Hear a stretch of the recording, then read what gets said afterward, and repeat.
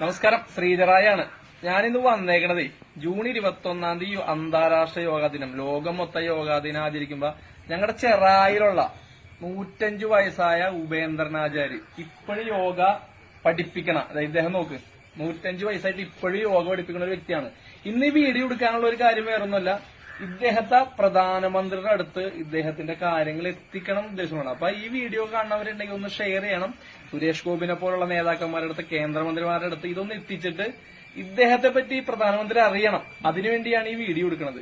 105 വയസ്സായിട്ടും യോഗ, അത്രയേറെ ആളുകളെ യോഗ പഠിപ്പിക്കുന്ന ഒരു വ്യക്തിയാണ്. നമുക്ക് അദ്ദേഹത്തിനോട് തന്നെ കാര്യങ്ങൾ നമുക്ക് ചോദിക്കാം. ഉപേന്ദ്രൻ, വയസ്സ് 105. 105 വയസ്സായി. എത്ര നാള് മുമ്പാണ് ഇപ്പൊ യോഗയൊക്കെ തുടങ്ങി? 57 മുതൽ പഠിക്കുന്നതാണ്. 1957 മുതൽ യോഗ ചെയ്യണേണ്. ഇപ്പൊ എത്ര സ്ഥലത്തെ പിള്ളേരെ പഠിപ്പിക്കുന്നുണ്ട്? എന്തോരം ആളുകളെ പഠിപ്പിക്കുന്നുണ്ട്? എത്ര പേര് പഠിപ്പിച്ച്? ഇപ്പോ ഞങ്ങൾ പുറമേ പോയി ചെട്ടിക്കാട്, മൂത്തകുന്നം, ചേന്നമേലം, പറവൂര്, ആലുവ, കടുങ്ങല്ലൂര്, ഇങ്ങനെ പല സ്ഥലത്തും ഞങ്ങൾ പോയി പഠിപ്പിക്കുന്നുണ്ട്. ഞങ്ങൾക്ക് സൗകര്യം, ചിലപ്പോൾ അവരോട് ഇങ്ങോട്ട് വരാൻ പറയും, ഇല്ലെങ്കിൽ ഞങ്ങൾ അങ്ങോട്ട് പോകും. എങ്കിലും ഇതാരെങ്കിലും പഠിക്കണമെന്ന് പറഞ്ഞാൽ അവിടെ പഠിപ്പിച്ചിരിക്കും. ഇപ്പോഴും 105 വയസ്സായിട്ട് നല്ല ഉഷാറോടെ നിക്കണ കാര്യം യോഗ ചെയ്തിട്ട് തന്നെയാണ്. ഞാൻ പറഞ്ഞു വന്നത്, അന്ന് ചെയ്യണ ജോലി ഇന്നും എനിക്ക് ചെയ്യാം.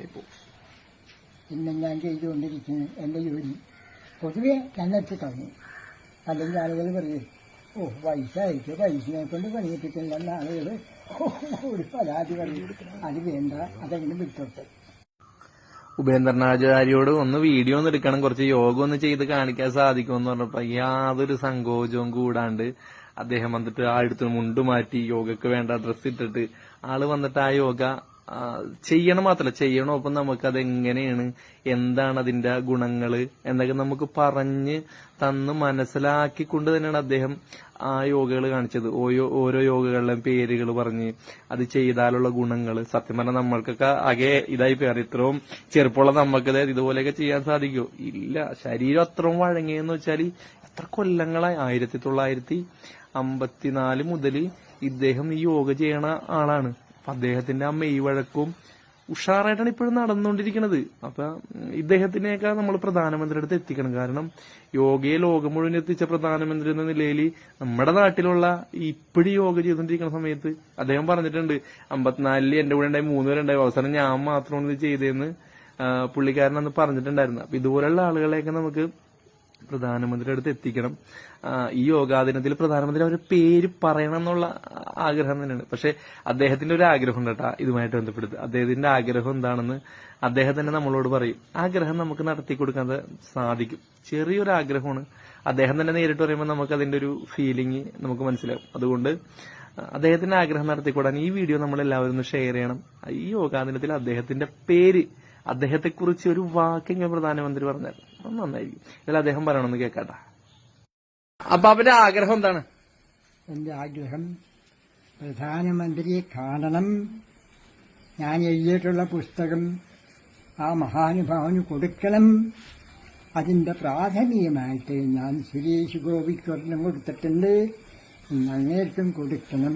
ഇത് എന്റെ ആഗ്രഹമാണ്. അങ്ങേര് വന്നപ്പോൾ ഇതിന് ചെനപ്പ് പൊട്ടാൻ തുടങ്ങിയത് അന്നേ വിചാരിച്ചാണ്. ഇവിടുത്തെ എല്ലാവരും വിചാരിച്ച് സ്റ്റേറ്റ് ഗവൺമെന്റിനും എല്ലാ സ്റ്റേറ്റ് ഗവൺമെന്റിനും ഇത് നമുക്ക് പ്രാവർത്തികമാക്കണം, ഇവിടെ നിയമനം നടത്തണം എന്ന് പറഞ്ഞിട്ട് ഒരൊറ്റ നിയമനം പോലും നടത്തിയല്ല.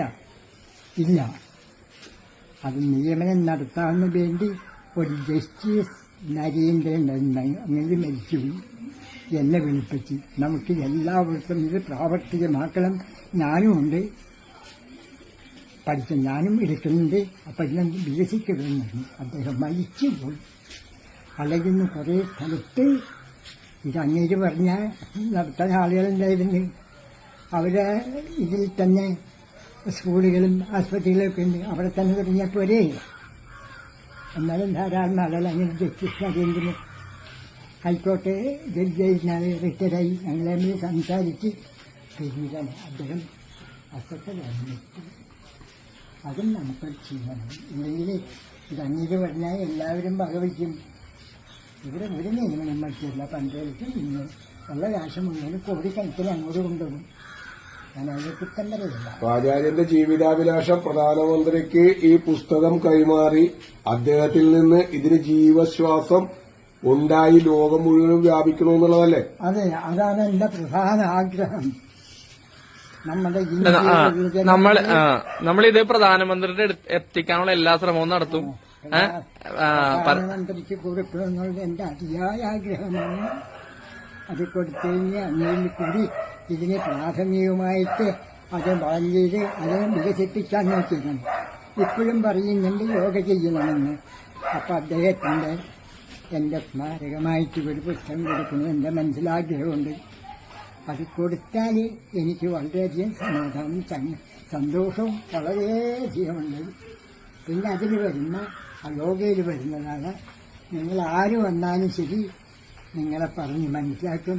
അത് പ്രത്യേക റീസണും എനിക്ക് വേണ്ട. ഇത് വളരെ അതായത് നമ്മൾക്കൊക്കെ ഒരു പ്രചോദനം നൽകുന്ന ഒരു വ്യക്തി തന്നെയാണ് ഇദ്ദേഹം. ഈ യോഗാ ദിനത്തില് ഇദ്ദേഹത്തെ കുറിച്ച് സമൂഹം അറിയേണ്ടത് അനിവാര്യം തന്നെയാണ്. കാരണം ഈ 1957 ഇദ്ദേഹം തുടങ്ങിയെന്ന് യോഗ തുടങ്ങിയത്.